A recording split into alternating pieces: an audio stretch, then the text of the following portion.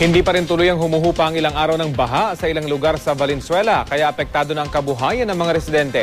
May ulat on the spot si Katrina Son. Katrina? Rafi, dahil nga sa ilang linggo ng pag-ulan at pagbaha dito sa Valenzuela, ang mga residente aminadong nahihirapan na raw. Dito nakilala namin si Aling Lee Chong na may-ari ng isang bakery. 5 araw raw siyang di nagbukas ng tindahan dahil sa baha. Napakalaki raw ng naging epekto ng baha sa kanilang hanap buhay. Nagsasara kasi kami pag baha na eh. Tumumal po, walang pasok. Maraming nalubog, hindi nakagawa ng tinapay. Walang benta, walang kita, patuloy pa rin siyempre kakain kami. Ang ilang driver ng jeepney naman, tulad ni Mang Arnel Arches, di na muna namasada ngayong araw. Hinaing niya, lumiit raw talaga ang kita niya dahil karamihan sa mga lugar na pinapasadahan niya ay bahana. Malaki ho nawawala kasi parang ano lang kami, lagi kaming cutting trim. Ganyan nga epekto ng baha. Para lumalaki ang gastos nyo, tapos lumiliit naman yung kita niya. Ang mga commuters naman, idinadaing ang sobrang taas ng pamasahe. 200 na nga lang kikitain mo, babayin pa sa pamasahe, papunta at pauwi, 50-50. 100, wala na matitira sa pamilya. Talagang papasok lang ako para hindi ako matanggal sa trabaho.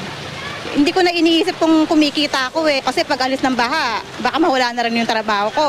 Kaya naman si Michelle Barasi, kahit raw medyo matagal ay hinihintay na lamang niya ang truck ng libreng sakay, lalo na ngayon at buntis siya at kinakailangang makapag-ipon. Kaya ngayon, hihintay namin yung libreng sakay, sayang din yung 30 pesos na ibabayad namin. Tanging hiling na lamang raw ng mga residente dito na sana ay gumanda na ang panahon. Rafi, mula nga kaninang madaling araw hanggang sa mga oras na to ay hindi pa rin tumitigil ang pag-ulan dito sa Valenzuela, kaya naman ang mga residente nangangamba pa rin. At yan na muna ang latest update mula dito sa Valenzuela. Rafi?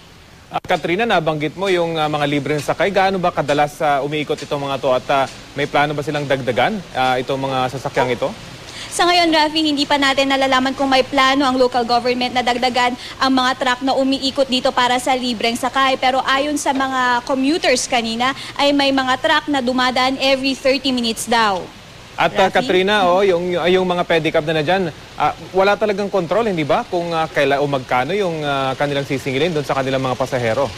Rafi, actually walang kontrol kung magkano ang isinisingil nila sa mga pamasahe ng mga sumasakay nga sa kanila dahil depende pa daw kung gaano kalalim at depende kung gaano kalayo ang pupuntahan ng mga pasahero. Rafi?